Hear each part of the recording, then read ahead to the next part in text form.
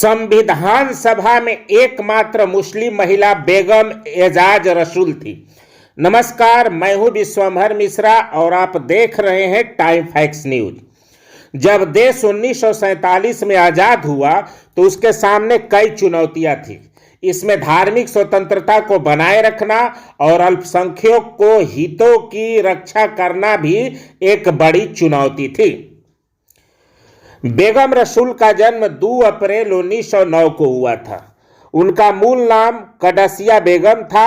उनके पिता सर जुल्फिकार पंजाब में मलेर कोटला रियासत के शासक परिवार से संबंध रखते थे। उनकी मां महमूदा सुल्तान लोहारू के नवाब अलाउद्दीन अहमद खान की बेटी थी।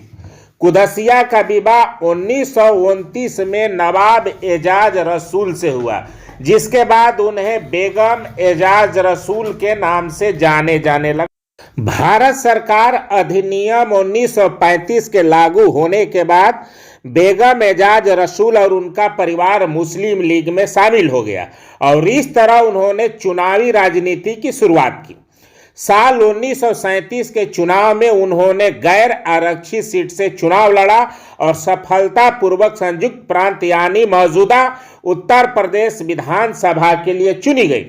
उन्होंने 1937 से 1940 तक परिषद के उपाध्यक्ष का पद संभाला।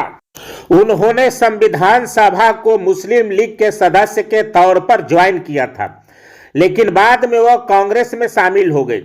इस पद पर पहुंचने वाली वह भारत की एकमात्र मुस्लिम महिला थी। वे संविधान सभा में अल्पसंख्यक अधिकारों के ड्राफ्टिंग कमेटी की सदस्य थी।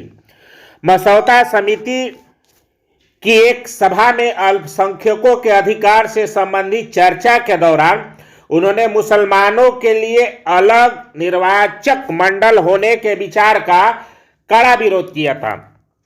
इसके अलावा उन्होंने धर्म के आधार पर अल्पसंख्यकों को प्रस्तावित आरक्षण का भी विरोध किया।